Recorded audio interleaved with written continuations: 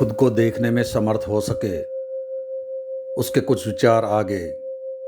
एक आदमी पेकिंग के बाहर कोई 3-4 मील की दूरी पर रास्ते पर चला जाता था और उसने एक छोटे से बच्चे से पूछा, पेकिंग कितनी दूर है?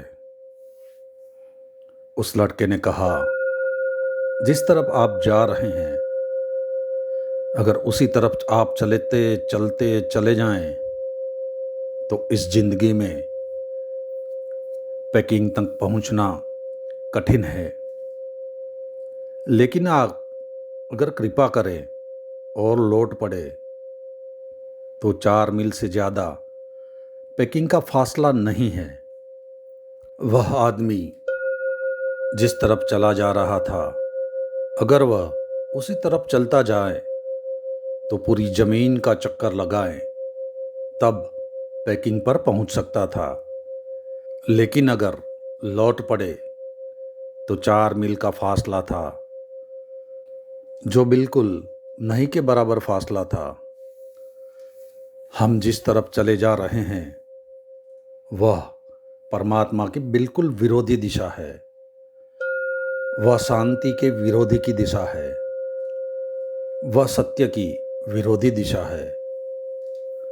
अगर हम उस पर ही चले जाएं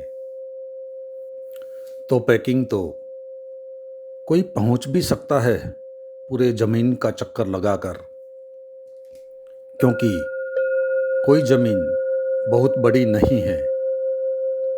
लेकिन जिस रास्ते पर हम चलते हैं जीवन के, वह तो अनंत है।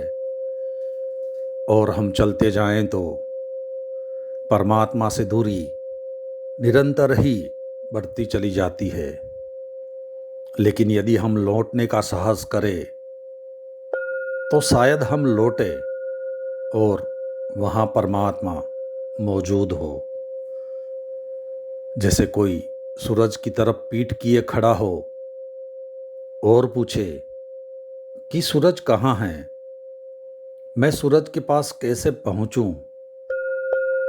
तो हम उससे कहेंगे, कहीं पहुँचना नहीं है, केवल तू पीठ फेर ले और आंखें उस तरफ ले आ जिस तरफ तू पीठ किए हैं, तो सूरज तेरी आंखों के सामने आ जाएगा।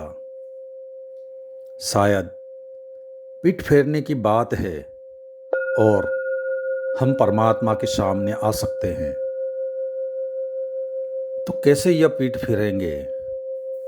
जीवन और जीवन के सत्य इतने रहस्यपूर्ण हैं और हमारी समझ इतनी छोटी कि जब हम उससे निर्णय कर लेते हैं तो हम अक्सर भूल में पड़ जाते हैं। तो जल्दबाजी में निर्णय नहीं करेंगे। हमारी आदतें गलत है। इधर मैं बोलता हूँ, उधर आप सोचना जारी रखते हैं कि यह जो मैं कह रहा हूँ ठीक है या गलत। यह जो मैं कह रहा हूँ यह गीता में लिखा है या नहीं। यह जो मैं कह रहा हूँ यह क्राइस्ट ने कहा या नहीं।